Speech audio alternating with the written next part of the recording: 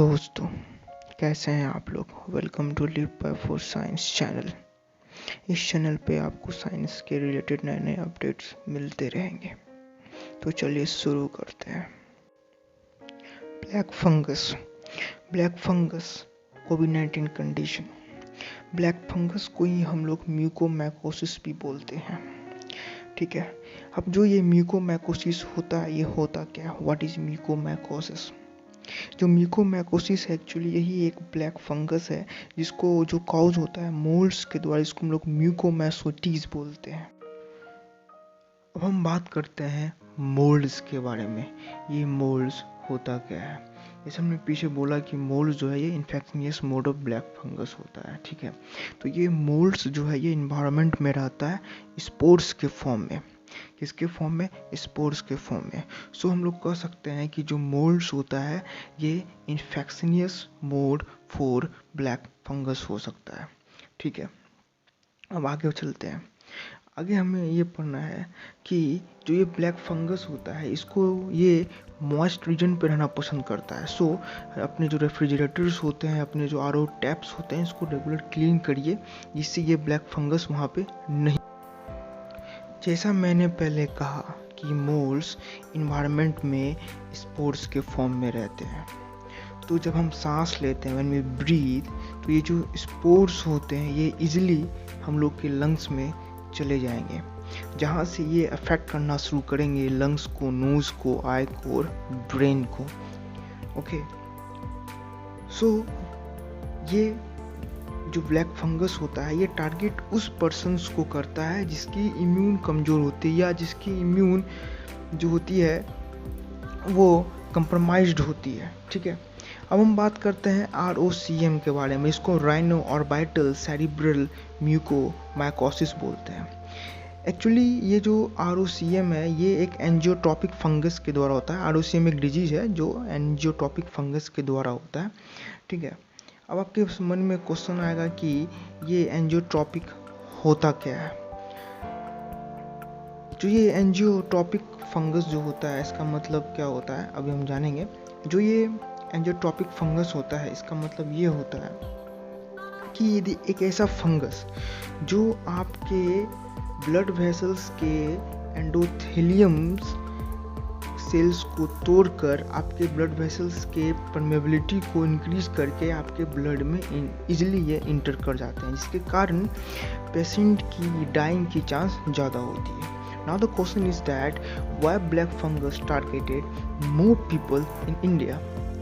ये क्वेश्चन आपके दिमाग में आ रहा होगा, तो इसका आंसर मैं देता हूँ कि क्यों ब्लैक फंगस इंडिया के आदमी को ज़्यादा अटैक कर रहा है। बिकॉज इंडिया में जो डायबिटीज़ के जो पेशेंट्स होते हैं वो बहुत ज़्यादा होते हैं। डायबिटीज़ का पेशेंट मतलब इम्यूनो कंप्रोमाइज्ड पीपल, और ब्लैक फंगस को आसानी हो जाता है अटैक करने में। चलिए अब आगे बात करते हैं प्रिकॉशंस के बारे में कि आप कौन कौन से प्रिकॉशंस ले सकते हैं ब्लैक फंगस पेंडेमिक के दौरान।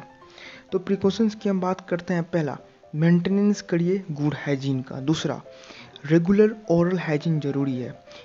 यदि कोई आदमी ह्यूमिडिफायर यूज करता है तो उसको सटाइल कीजिए और देखिए कि उसमें लीकेज ना हो। Maintain good blood glucose level आपको मेंटेन करना पड़ेगा। Stay endorse, clean your surrounding, और यदि कहीं बाहर जाते हैं तो N95 मास्क पहनिए। और डस्टी एरिया, कंस्ट्रक्शन एरिया, जहाँ पे ज़्यादा ग्रास वहाँ पे जाना पसंद मत करिए, ठीक है। यदि कोई पर्सन्स ब्लैक फंगस के द्वारा अटैक हो जाता है तो मेडिकेशंस क्या क्या होनी चाहिए। तो मेडिकेशंस आपके होनी चाहिए। पहला जो मेडिकेशंस है जो बहुत ज़रूरी है वो उसका नाम होता है जिसको हम लोग कहते हैं लिपोसोमल एम्फोटेरेसिन B। ये एक एंटी फंगल मेडिकेशन है जो फंगल्स को मारने में काम आता है, ठीक है। ओके, हम बात करते हैं दूसरी मेडिसिन के बारे में। इसका नाम है एम्फोटेरेसिन डीऑक्सीकोलेट। एक्चुअली ये भी मेडिसिन फंगस को मारने के लिए यूज़ होता है, लेकिन ये पेशेंट के लिए डेंजर होता है बिकॉज ये नेफ्रोटॉक्सिन होता है। अब आपके दिमाग में आ रहा होगा कि ये नेफ्रोटॉक्सिन का मतलब क्या होता है। एक्चुअली ये नेफ्रोटॉक्सिन जो होता है ये किडनी के लिए हानिकारक होता है। ओके, नाउ कि अब यदि ब्लैक फंगस के कौन कौन से सिम्टम हैं इसको हम पहचान सकते हैं, जैसे कि हेडेक हो गए, फेशियल पेन, स्टफी नोज, और यदि आप नाक झाड़ रहे हैं तो आप में ब्लड आएगा, ब्लैकिश डिस्कलरेशन हो जाएगा, आपके नोज़ के ऊपर लाल लाल धब्बे आ जाएंगे, आँख में दर्द रहेगा, ठीक है, विजन प्रॉब्लम आपको होंगे, दांत में दर्द रहेगा, ठीक है, ये सब आपके लक्षण दिखेंगे। तो हम अब बात करते हैं कि जो ब्लैक फंगस होता है या म्यूकोमैकोसिस होता है, आपके ह्यूमन बॉडी के किस किस पार्ट में अटैक कर सकता है। ओके, तो पहला नोज आता है। नोज में चेक करने के लिए हम लोग यूज़ करते हैं एंडोस्कोपिक विजुअलाइजेशन का। ये एक ऐसा टेस्ट होता है जिसमें आपके इंटरनल मसल्स में चेक किया जाता है। यदि इसमें मांस पाया जाता है नसाल पैसेज में तो फिर वो अफेक्टेड है। अब फिर बात करते हैं सेकेंड नंबर में आई का। आई में क्या होता है कि प्रोट्रूजन ऑफ आई बॉल होता है। मतलब कि यदि प्रोट्रूजन ऑफ आई बॉल का मतलब ये होता है कि आपके आई बॉल्स के मूवमेंट्स ब्लॉक हो जाएंगे, ख़त्म हो जाएंगे विथ डबल विजन, आपको डबल डबल दिखेगा और आपके जो आई बॉल्स हैं उसकी मूवमेंट ब्लॉक हो जाएगी। यदि ब्रेन में अटैक करता है ब्लैक फंगस, यदि वो ब्रेन में अटैक करने के बाद ब्रेन के जो ब्लड वेसल्स हैं उसको ब्लॉक कर देता है तो आपको स्ट्रोक आ सकता है, आपको हेमोरेज आ सकता है और इवेंचुअली आप डेथ भी हो सकते हैं। ये बहुत ज़्यादा खतरनाक बीमारी है ब्लैक फंगस, इसको हल्के में ना ले। नाउ नेक्स्ट हम ये बात करते हैं कि ब्रेन के बाद यदि ये हमारे लंग्स पे अटैक करता है तो क्या होता है। जब लंग्स पे अटैक करता है तो उसका सिम्टम सेम कोविड-19 के सिम्टम की तरह होता है, ठीक है।